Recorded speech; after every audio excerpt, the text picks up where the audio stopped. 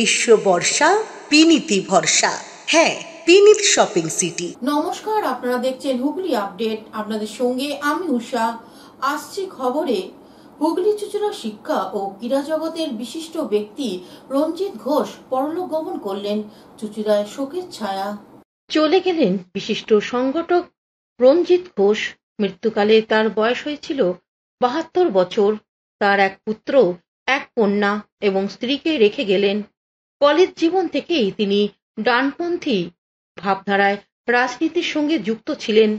দীর্ঘদিন তিনি চুঁচুড়ার বিনোদিনী বালিকা বিদ্যালয়ের পরিচালন কমিটির সভাপতি ছিলেন। হুগলি জেলা ক্রীড়া সংস্থার কোষাধ্যক্ষ পদে তিনি আসীন ছিলেন। বাবুগঞ্জ রথতলা চিলড্রেন্স ওয়েলফেয়ার অ্যাসোসিয়েশনের সভাপতিও ছিলেন।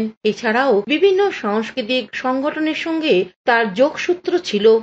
তার মৃত্যুকালে শোক প্রকাশ করেছেন চুঁচুড়ার বিধায়ক অসিত মজুমদার, সপ্তগ্রামের বিধায়ক তপন দাশগুপ্ত, হুগলি চুঁচুড়া পৌরসভার পৌরপ্রধান অমিত রায়, প্রাক্তন পৌরপ্রধান গৌরীকান্ত মুখার্জি, উপপৌরপ্রধান পার্থ সাহা, পৌরপ্রধান পরিষদ সদস্য জয়দেব অধিকারী সহ অনেক বিশিষ্ট ব্যক্তি। তার মৃতদেহ জেলা ক্রীড়া সংস্থা বিনোদিনী স্কুল সহ বিভিন্ন জায়গায় নিয়ে যাওয়া হয় এবং সেখানে বিশিষ্ট জনেরা তার প্রতি শ্রদ্ধা নিবেদন করে। রঞ্জিত বাবুকে শ্রদ্ধা জানিয়ে চুঁচুড়ার বিধায়ক অসিত মজুমদার ও পৌরপ্রধান অমিত রায় কি জানাচ্ছেন শুনবো। আমরা কেউ ভাবিনি, আমরা ভেবেছিলাম ফিরে আসবে, হয়তো ঘরে থাকবে, আমরা কাজবাজ করাতে পারবো। আর রঞ্জিত দা কি বলবো, শূন্য হয়ে গেলাম আমরা অনেকটা। এই ওয়ার্ডও দেখতো, এখানে চন্ডিমাকে মেয়ের মতো দেখতো, প্লাস আমার ডিস্ট্রিক্ট স্পোর্টস অ্যাসোসিয়েশন আমাকে দেখতেই হতো না, আমার হয়ে সবটাই রঞ্জিত দা দেখতো। বিনোদিনী স্কুলের যত সমস্যা সব রঞ্জিত দা দেখতো। অপরণীয় সত্যি, এ ভাবা যায় না। আমি ঈশ্বরের কাছে প্রার্থনা করি, ঈশ্বর ওর পরিবারকে। আমি যখন জিএস হলাম তখন ওকে আমরা ওএমএতে পলিটিক্যাল সায়েন্সে ভর্তি হয়ে আমাদের সংবিধান অনুযায়ী এমএ থেকে ভাইস প্রেসিডেন্ট হয়, উনি ভাইস প্রেসিডেন্ট হলেন এবং পরবর্তী সময় আমরা দীর্ঘদিন এক সময় কাটিয়েছি এবং রবীন মুখার্জির সবাই আমরা ছিলাম, প্রয়াত রবীন মুখার্জি, এবং ও শিক্ষা দপ্তরে ডিআই অফিসে চাকরিতে নিয়োগ করেছিলেন রবীন মুখার্জি, মৃত্যুঞ্জয় ব্যানার্জির সহযোগিতায়, সেই সময় শিক্ষামন্ত্রী। এবং পরবর্তী সময় আমাদের সাথে সারা জীবনটাই কেটে গেছে, বিরোধী দলে থেকেছি, তখনও ছিল। হুগলি থেকে সৌমিত্র সিনহার সঙ্গে চন্দনা দত্তের রিপোর্ট, হুগলি আপডেট। কসবা কাণ্ডের প্রতিবাদে হুগলির খানাকুলে বিজেপির বিক্ষোভ। কলকাতার কসবা ল কলেজের এক ছাত্রীকে গণধর্ষণের প্রতিবাদে, দোষীদের কঠোর শাস্তির দাবিতে ও রাজ্যের তৃণমূলের দ্বারা মহিলাদের উপর অত্যাচারের প্রতিবাদে অন্যায়ভাবে বিজেপি রাজ্য সভাপতি সুকান্ত মজুমদারকে পুলিশ দিয়ে আটকে রাখার প্রতিবাদে গতকাল হুগলির খানাকুল থানায় বিক্ষোভ ও খানাকুল বাসস্ট্যান্ডে পথ অবরোধ করে মুখ্যমন্ত্রীর কুশপুতলিকা দাহ করা হলো বিজেপির পক্ষ থেকে। খানাকুলের বিধায়ক সুশান্ত ঘোষ উপস্থিত ছিলেন। বিজেপির খানাকুলের বিধায়ক সুশান্ত ঘোষ কি জানাচ্ছেন শুনবো। বারবার আমরা দেখছি তৃণমূলের দ্বারা মহিলারা অত্যাচারিত হচ্ছে। আমরা আরজিকর কাণ্ড দেখেছি, সারা দেশব্যাপী এর প্রতিবাদ হয়েছে, প্রতিবাদের ঝড়ে এই তৃণমূল টলমটল অবস্থা হয়ে গিয়েছিল। আবার দেখছি এই নতুন করে কসবা কলেজে যেভাবে তৃণমূলের নেতাদের দ্বারা মহিলাকে, একটা স্কুল পড়ুয়াকে রেপ করা হয়েছে, গ্যাং রেপ করা হয়েছে। এটা কোন ভাষায় আমরা প্রকাশ করব সেটা বুঝতে পারছি না। এই তৃণমূল কংগ্রেসের আমলে পশ্চিমবাংলার নারীরা সুরক্ষিত নয়, পশ্চিমবাংলার স্কুল কলেজের ছাত্রছাত্রীরা সুরক্ষিত নয়। তো তাই আমাদের এই আন্দোলন, আজকে আমরা প্রতিবাদ জানিয়েছি। সেই সঙ্গে গতকাল আমাদের রাজ্যের আমাদের সভাপতি তথা কেন্দ্রীয় মন্ত্রী সুকান্ত মজুমদার প্রতিবাদ জানাতে গিয়েছিলেন, বিচার চাইতে গিয়েছিলেন। সেই জন্য ওনাকে অ্যারেস্ট করে রাতভর আটকে রাখা হয়েছিল। তার আমরা প্রতিবাদ জানাতে আজকে আমরা খানাকুলে আমরা বিক্ষোভে সামিল হয়েছি। পরবর্তী সময় খানাকুল থেকে কৌশিক ঘোষের রিপোর্ট, হুগলি আপডেট। এখন নিয়ে নেব বিজ্ঞাপন বিরতি। বিরতির পর ফিরে আসছে খবরে। শীত গ্রীষ্ম বর্ষা বিনীতি ভরসা। হ্যাঁ, বিনীত শপিং সিটি। যে কোনো মরশুমের রেডিমেড জামা কাপড় পাওয়া যায় একই ছাদের তলায়। ছোট থেকে বড়, পুরুষ, মহিলা ও শিশুদের একমাত্র নির্ভরযোগ্য প্রতিষ্ঠান। শীতকালীন যে কোনো শাড়ি, জিন্স, টপ, কুর্তি, চুড়িদার, পাঞ্জাবি মানেই বিনীত শপিং সিটি। আখন বাজার, চুঁচুড়া, Hooghly. Amala nursing home. Enjoy a weekend at Vedam, the paradise of peace. A home away from home.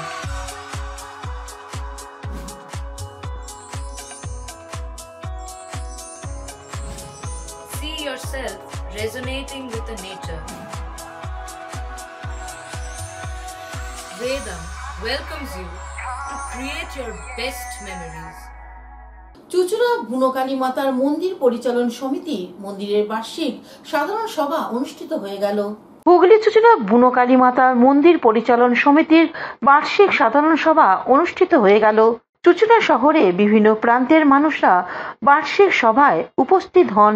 বিগত বছরে আয় ব্যয় হিসাব ও আগামী বছরের পরিকল্পনা নিয়ে আলোচনা হয় এই বার্ষিক সভায় বলে মন্দির পরিচালন সমিতির পক্ষ থেকে দেবীপ্রসাদ সিংহ এক সাক্ষাৎকারে জানান।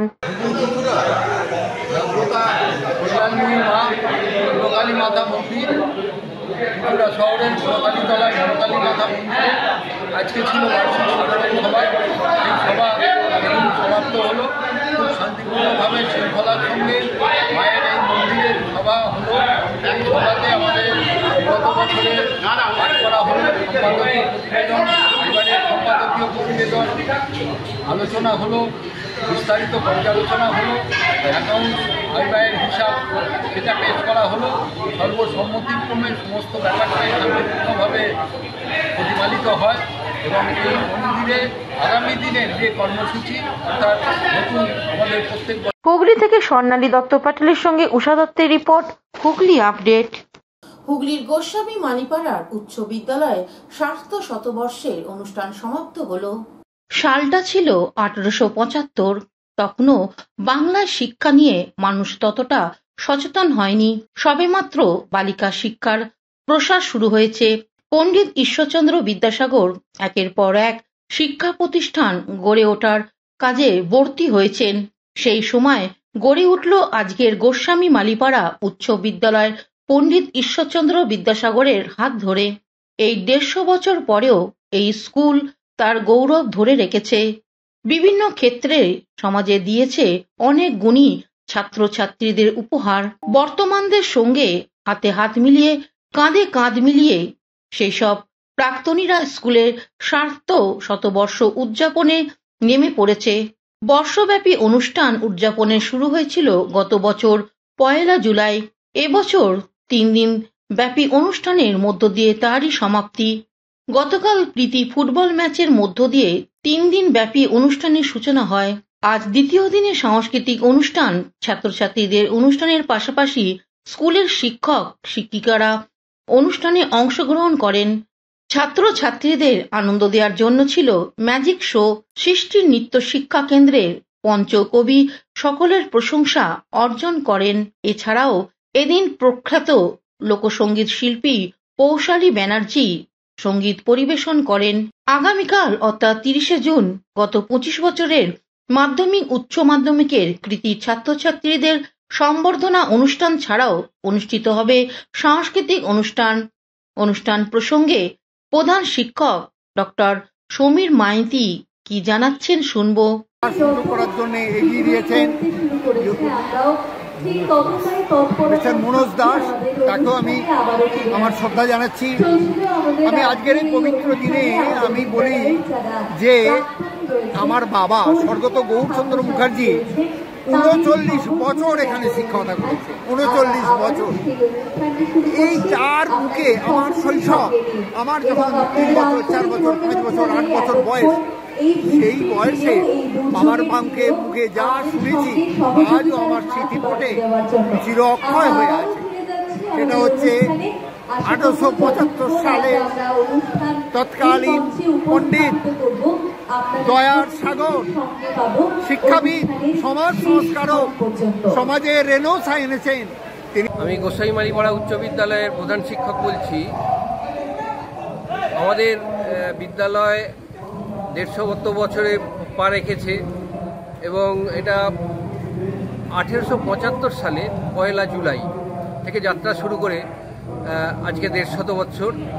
যদিও স্কুলটার প্রতিষ্ঠাতা হচ্ছেন ঈশ্বরচন্দ্র বিদ্যাসাগর, উনি খানাকুল গ্রামে বিদ্যালয়টা প্রতিষ্ঠা করেছিলেন এবং পরবর্তীকালে ওখানে ম্যালেরিয়ার প্রকোপের ফলে বিদ্যালয়টা 1875 সালে গোসাইমালিপাড়ার গণ্যমান্য ব্যক্তিদের সহায়তায় এবং তৎকালীন ইন্সপেক্টর অম্বিকাচরণ বসুর সহায়তায় এখানে স্থানান্তরিত হয়েছে। গত 1 জুলাই 1924 সালে প্রথম আমরা একটা অনুষ্ঠান করেছিলাম এবং সেখানে সামাজিক প্রকল্প কিছু নেওয়া হয়েছিল, বৃক্ষদান, বৃক্ষরোপণ উৎসব, রক্তদান শিবির এবং স্বাস্থ্য পরিষেবা শিবির, এছাড়া অনেক সাংস্কৃতিক প্রোগ্রামের মাধ্যমে আমরা যে যাত্রাটা শুরু করেছিলাম তার অন্তিম লগ্নে আজকে আমরা পৌঁছে গেছি। 28, 29, 30 এই 3 দিন ধরে বর্ষব্যাপী অনুষ্ঠানের সমাপ্তি পর্ব। 29 এবং 30 জুন আমাদের সমাপ্তি অনুষ্ঠান। গতকাল আমাদের বিদ্যালয়ের সমাপ্তি অনুষ্ঠানের প্রথম দিন ছিল। ওই দিন আমাদের উদ্বোধন করেছেন অনুষ্ঠানের মাননীয় অমিয় কুমার পান্ডা মহাশয়। উনি প্রফেসর, ভাইস চ্যান্সেলর আমাদের গ্রিন ইউনিভার্সিটি। উনি কালকের অনুষ্ঠানের মূল উদ্বোধক ছিলেন এবং সমগ্র অনুষ্ঠানের প্রধান অতিথি ছিলেন। আজকে দ্বিতীয় দিনের অনুষ্ঠানে আমাদের মূল আকর্ষণ হচ্ছে বিখ্যাত সঙ্গীত শিল্পী কৌশালী ব্যানার্জির সঙ্গীত। এছাড়াও আমাদের বিদ্যালয়ের শিক্ষিকা এবং আমাদের লোকালের বিভিন্ন আর্টিস্ট, বিভিন্ন নাচের গ্রুপ, ড্যান্স গ্রুপ, বিভিন্ন নৃত্যনাট্য, এই সমস্ত অনুষ্ঠানের মধ্যে আজকে রয়েছে। এবং আগামীকাল অর্থাৎ 30 জুন আমাদের বিদ্যালয়ে কিছু আভ্যন্তরীণ অনুষ্ঠান আছে।